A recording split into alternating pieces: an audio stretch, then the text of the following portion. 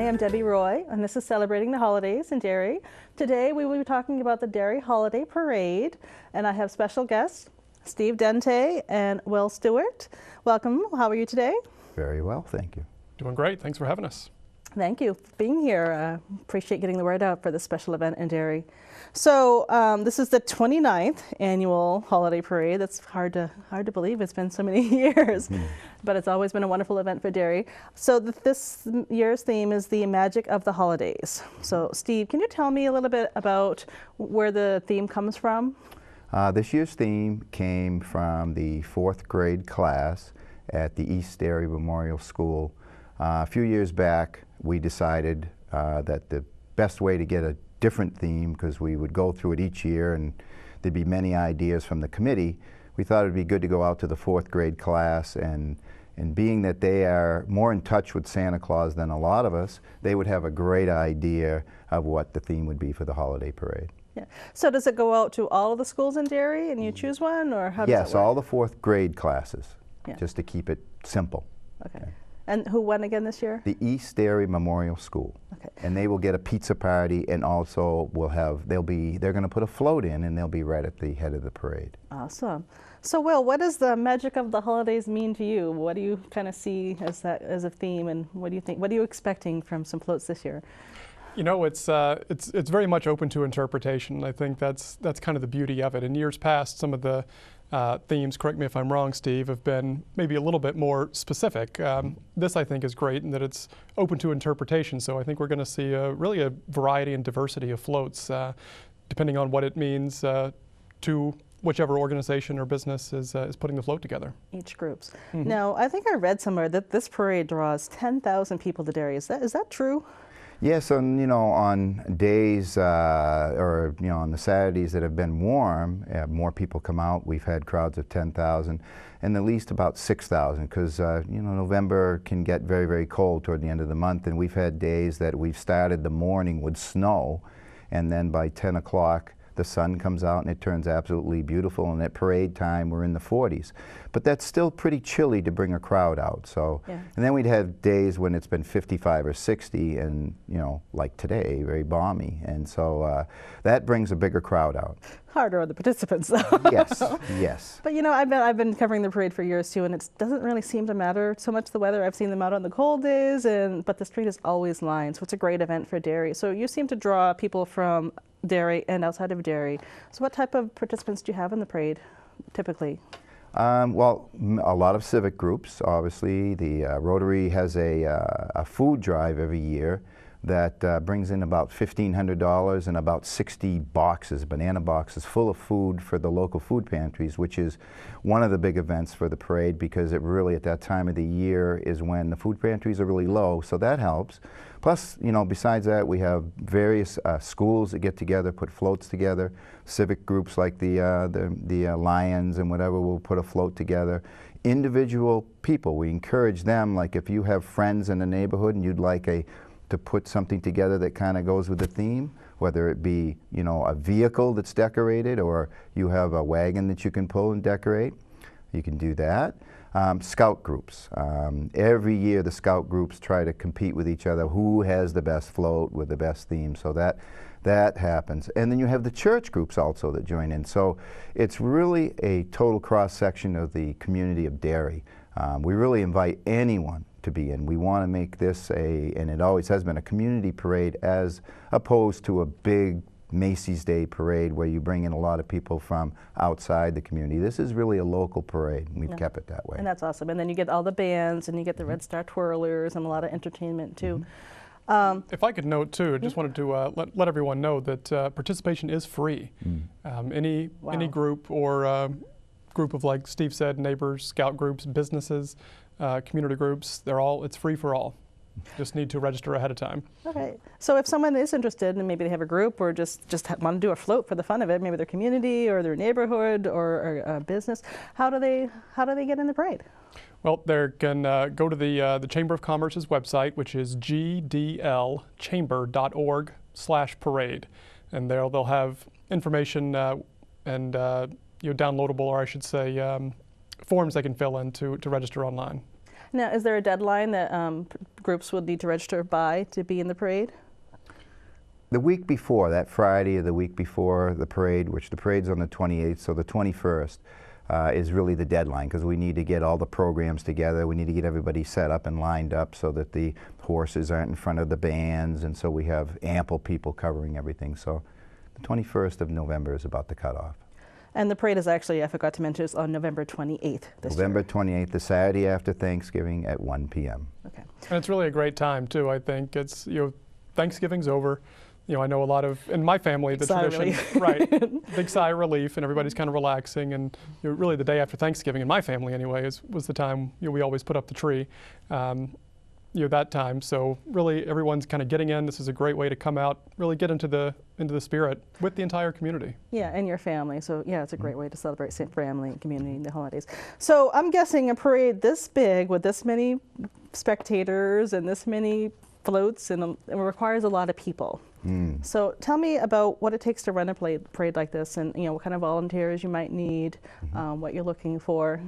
We have a core group that has been working the parade for well over 20 years. There's probably 6 or 7 heavy workers that have the job of getting the parade put on. They know their job on parade day, they know how to set it up, they know how to organize it. And that's really the big help. Beyond that, every year we need an additional 25 helpers to accent them. They take a division, but they need 2 or 3 helpers each to help them out. So we're really seeking, young adults and adults and anyone that would like to help out from between 11 a.m. and around 1 p.m. And then they can still enjoy the parade, but it's really just the lining up and the organization and the mom that comes and says, where do I go? And you have an answer, because we all have radios and whatever and communicate with one another. So we really need help there. And it's really a lot of fun, because you kind of get like what's really happening in the parade. You just don't see it go by, you see how it gets together, you get to see how all the floats are put together right up front. So it's really an enjoyable experience. And we find that anybody that kind of volunteers, they come back every year. Yeah, it's a fun group. It's a fun time. So you get to see the behind the scenes of the logistics of putting this thing together that people don't realize. It just kind of happens, but there's a lot that goes to it. So again, if someone wants to volunteer, wants to learn a little bit more about it, is it the same website? Is it the chamber? Yep. Okay, so that's pretty much for all the information? Correct. We're kind of the chamber, while our parade committee headed by Steve here is really the main organizational tool. The chamber is kind of the hub for information, both for sponsorships, for volunteers, and for, of course, parade participants. And again, that's gdlchamber.org/parade. Okay, and we'll have that information at the end of the show too. So it requires a lot of people that are really spirited in the holidays, but I'm guessing it also requires sponsorship. I know you have a little bit of money in the bucket, but again, this is one of the biggest events that happens in the Derry community. So what type of sponsorship are you looking for?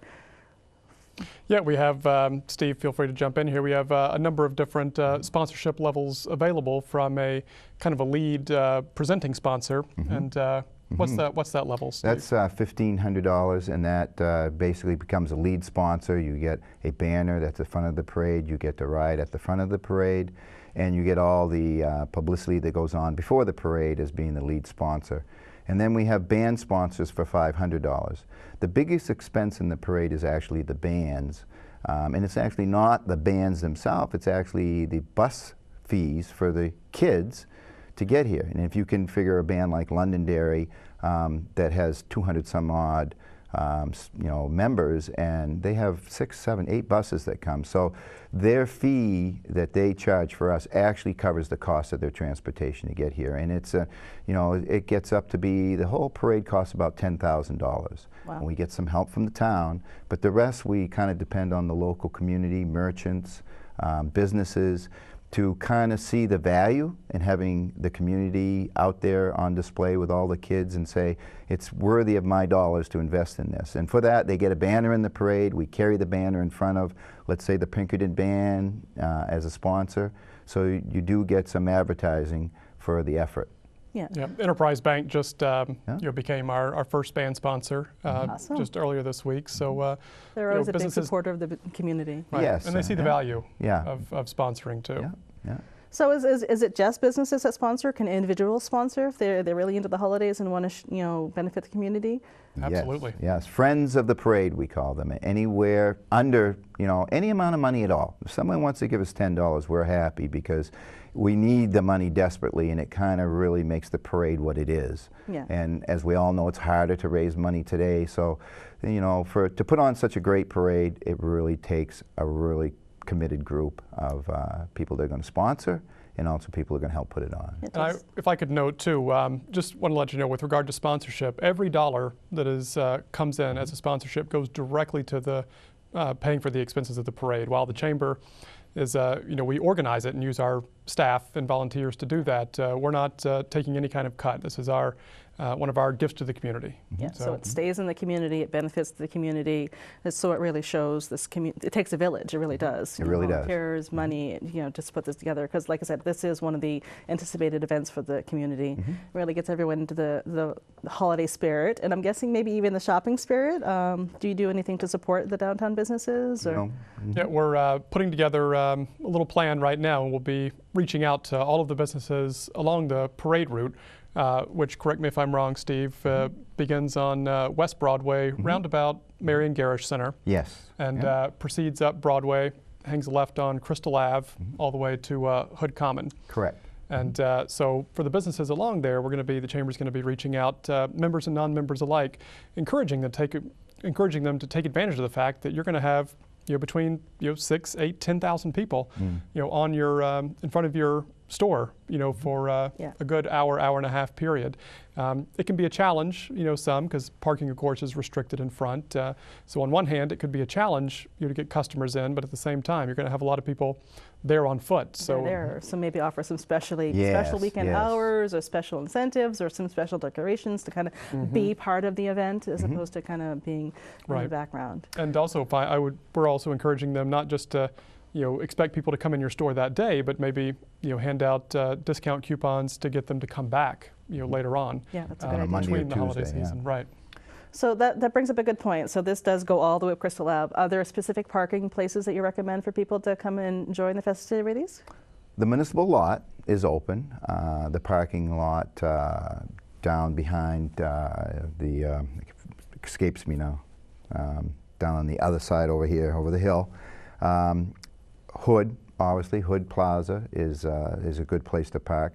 And really, there are places around on the side streets that you can pull in and park.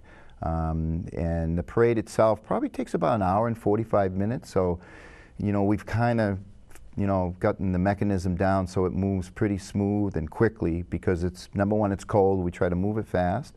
And so about an hour and a half. So we try not to really prevent any businesses from having a normal, kind of business atmosphere.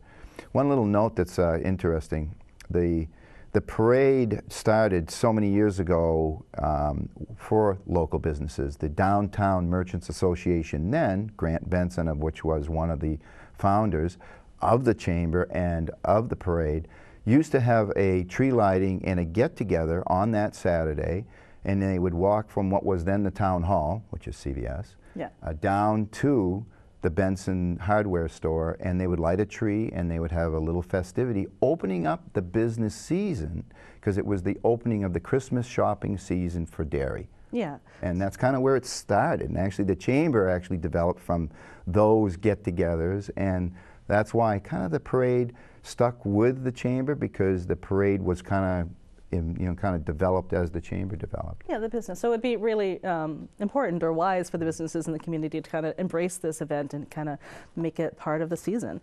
It's a unique opportunity that it would be in their best interest to take advantage of. I would think so. So obviously you need volunteers and sponsors and businesses and people to come in to come in. What do you have all these people coming in and doing their floats and all these great, I've seen beautiful floats. Do you have prizes for the best floats? Well, no real prize other than the bragging rights. Yeah. And that does go a long ways. We have 6 different categories, and I hope I can remember them. It's first place youth, first place professional. That would be more of a civic group or whatever.